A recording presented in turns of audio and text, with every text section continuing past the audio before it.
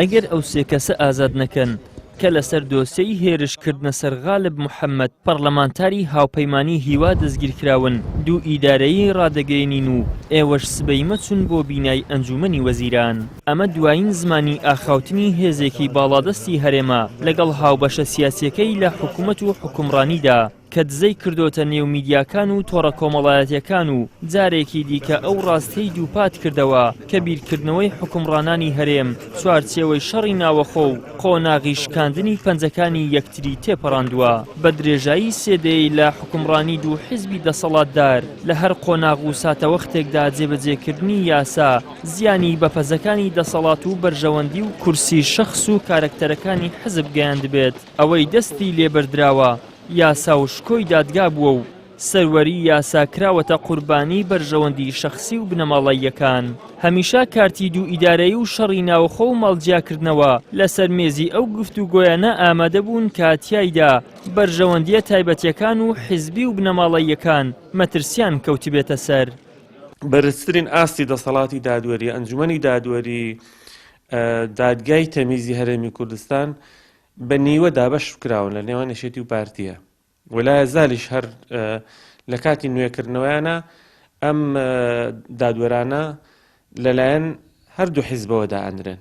یعنی مەفروضەوەیکە دەسەڵاتی دادوەری خۆیان دادوەرەکان دابنێن بە پێی شایستەیی بە پێی لێوەشاوی هەردووچیان پێکەوە بەو شێوە 30 ساڵ هێناوێت. یانی 30 ساڵ بەڕاستی تەمەنێکی زۆر بوو ئەیان توانی ئەو کارە بکەن کە ئەمە بیتە نمونەیەکە ناو خۆ و دەرەوە دان بە هەرێمی کوردستان بنێن. فعلەن کورد ئەتوانێ خاوەنی ئیدارەی سەربەخۆ بێ، فعلەن ئەتوانێ خۆی حکومڕانی خۆی بکە.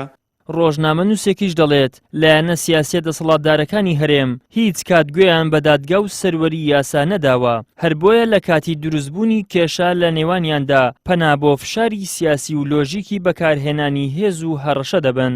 لە هەرێمی کوردستان بە درێژایی حکومڕانی کورد لەم پارتەیە لە درێژایی 30 ساڵی ڕابردوو بۆ 1 دقیقەیەش هەرگیز یاسان نەبووتە پارسەنگی یەکلاکردنەوە یان قەراری ئەو شتانەی کە لە نێوان دوو هێز یان دوو ئارەسە ڕوو دەدەن بە پێچەوانەوە.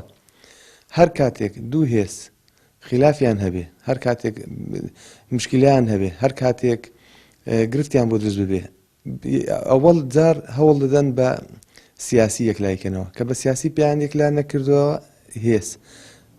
ئاخر شت یاسایە کە کەس حسابی بۆ ناکات، چونکە یاسا لە وڵاتی ئێمە هەرگیز شوێنی خۆی نەگرتووە.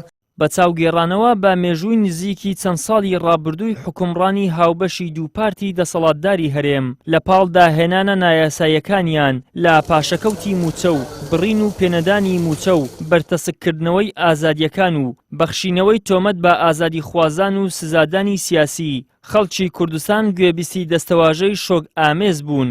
لە نمونەی ئەگەر یاسای سەرۆکایەتی هەرێم هەموار بکرێتەوە ئەوە شەڕی ناوەخۆ هەڵدەگیرسێت، یاخود ئەگەر دەست بۆ قاچاقچێتی خاڵە سنوورەکان ببردرێت شەڕی ناوەخۆ دروست دەبێتەوە.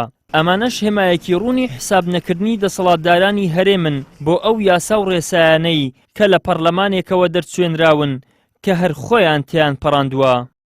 ئیدریس محەممەد، کەناڵی ئاسمانی پەیام، هەولێر.